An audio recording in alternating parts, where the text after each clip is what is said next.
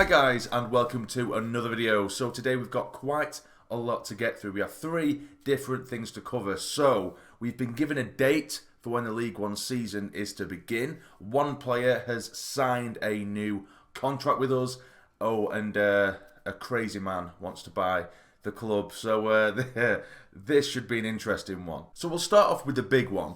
So a man named William Storey, who I'll get into in just a moment in more depth, and we'll discuss him. But he made a tweet saying this as of, I think it was yesterday. Yes, it was yesterday, on the 24th of July at the time.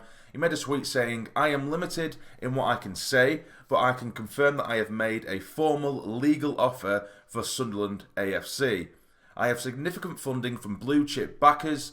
Sunderland are a giant of an English football club, and their fans deserve a team to reflect that stature." And he did that with a posted image of a sort of drawn up Sunderland kit that has the logo of his business, Rich Energy, which is an energy drink, which we're also going to get into in a bit more detail very soon. He has it over. It's a concept Sunderland kit essentially, and it has the Rich Energy logo down the centre, and it's on an Adidas Sunderland kit, which is strange because of course we're no longer sponsored by Adidas. But anyway, going into it, this William Storey. So I'm not going to sit here and pretend to know loads about him because I don't know a ton about him. But obviously since this happened, I've done a bit of research. I've read a few articles, watched a couple of videos. And from what I can gather, this man has quite a shady history. I mean, don't get me wrong. I don't want Stuart Donald to run the club anymore. Not many of us do.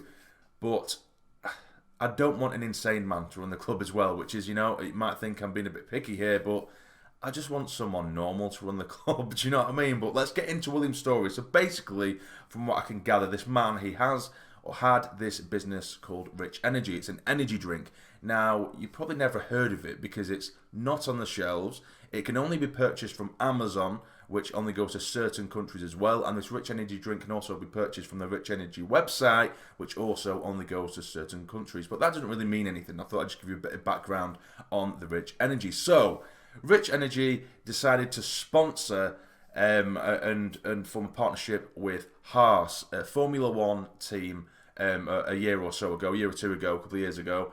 And basically, they joined teams. They had the logos branded and sponsored all over their cars and what have you, all over their vehicles.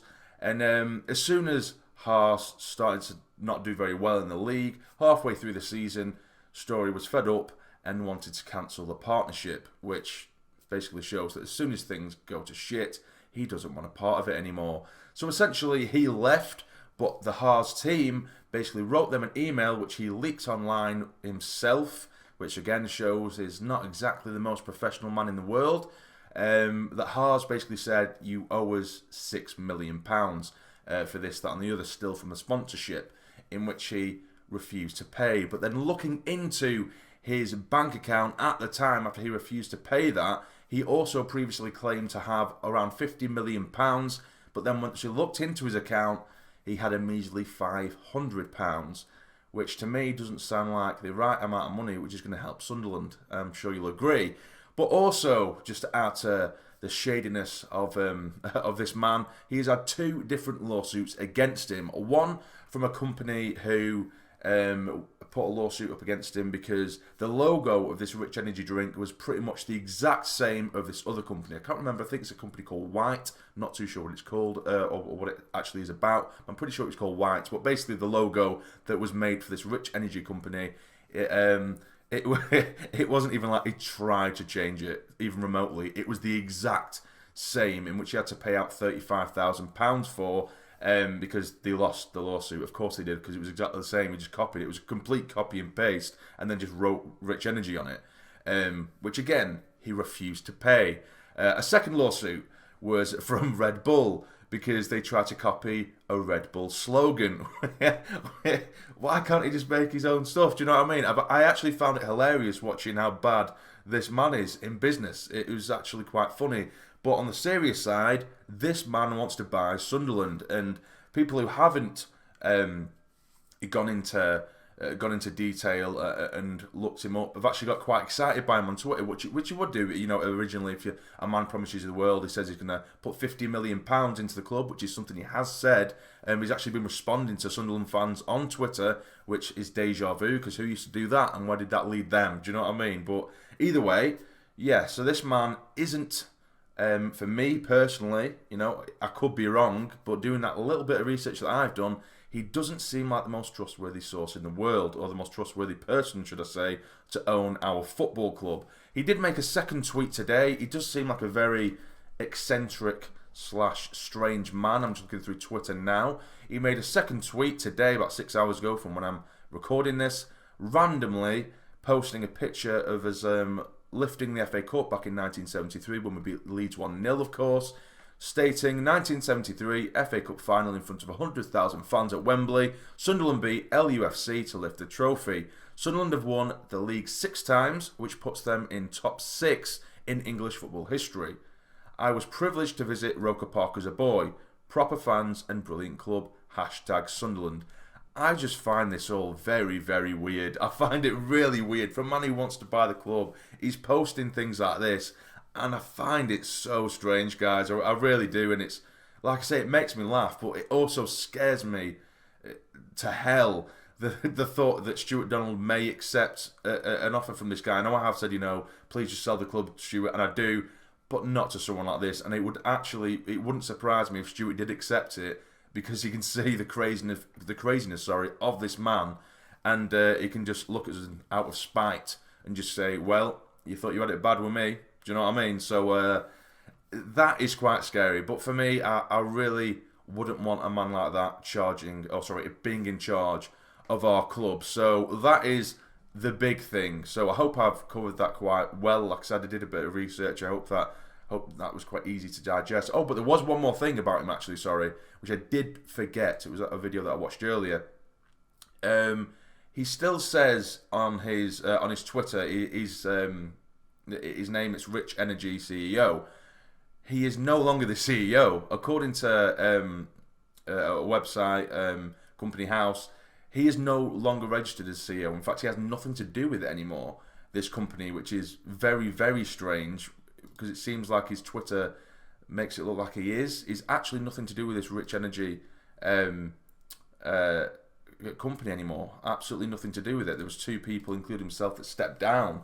So I don't know whether he's just got shares in it or whatever, and he is the founder, but he's still trying to play the role of as if he's like the CEO, when I don't think he is. According to my sources anyway, I could be wrong, but a lot of things are stacking against him. So like I say, he's a very, very shady man in my opinion, and we don't want another one in the club. I just want someone normal who cares about the club, and that's it. That's all we want. We still have the likes of Mickey Gray, who said that he's still looking tirelessly for people and trying to get a consortium together. Apparently Kevin Phillips has been in touch with a few people as well. There's rumours that Jordan Henderson has actually been in touch with a few people as well to try and save the club. So it's good that people are on the lookout, particularly with it being people who actually care about the club. But I really just don't want another crazy bastard in charge. Do you know what I mean? And to be fair, this guy makes Stuart Donald look normal, this William Storey. But anyway, so that is that. So let's just hope to God that doesn't come to fruition, because this man does seem insane. And I apologise if he's somehow watching this. He probably isn't. But I think you're crazy, mate. But on to more positive news. We've actually got some positive news. So Tom Flanagan has finally signed his deal. It was very well publicised that he did have interest from Championship clubs, but he has put pen to paper and signed a 2-year deal, which is really, really good. I saw his interview as well. He had an interview saying, it's this club, it's really difficult to leave. He'd find it very, very difficult to leave this club. He has a good relationship with Parkhurst. He likes the way Parkhurst manages. And he wants to. He's actually been very optimistic, maybe a bit unrealistic, but he was saying that the ideal plan for him in this 2 years is to have back-to-back promotions, which obviously I can't really see personally. But obviously, if he's that optimistic, it's great to set goals. You know what I mean? But yeah, so it's really good because we only had one centre back, being Jordan Willis, registered at the club as a first team centre back anyway. So it's good that that Tom Flanagan has signed. For me, I have criticised Flanagan in the past, but he does have his benefits. He does have his positives. I think within a back three, I think he's actually quite good on the left-hand side of a back three. It's when he's a part of a defensive back two, you know, with a 4 at the back, and he's a part of a 2 in the centre. That's when I think he's caught out, and I think he's very, very poor there. So for me, I'm quite happy with that. I'm quite happy with that, and he's quite a good cover player as well. He can play left back if needs be, or right back, I guess, but he can play anywhere across the back. A very, very useful player to have. So that is positive news.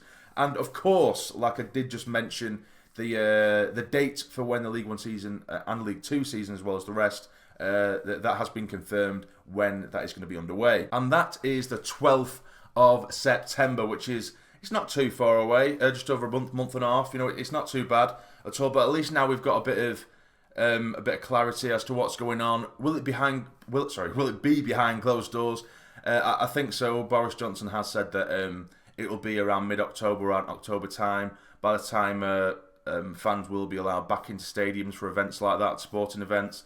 So at least we have some clarity now. Although I do think that some clubs may protest against it, because there are some clubs who financially it's just not going to work for them. So it'll be interesting to see how this does go and how this plays out. But at least we do again have some clarity. So that is pretty much everything covered.